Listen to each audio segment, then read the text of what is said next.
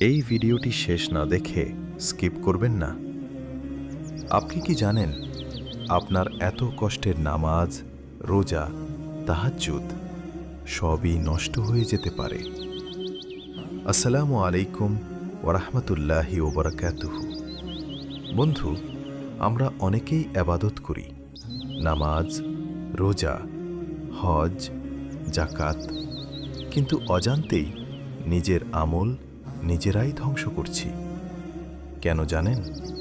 আমাদের মধ্যেই লুকিয়ে আছে শিরক্রিয়া, লোক দেখানো ইবাদত, অহংকার, গীবত, পরনিন্দা, খোঁটা দেওয়া, হিংসা ও বিদ্বেষ। এই গুনাহগুলো যদি থেকে যায়, তাহলে আপনার সারা জীবনের ইবাদতও নিষ্ফল হতে পারে। তাই এখনই সময় নিজেকে বদলানোর, অন্তরকে পরিশুদ্ধ করার। আপনি কি এই গুনাহগুলো থেকে বাঁচতে পারছেন? কমেন্টে আলহামদুলিল্লাহ লিখুন।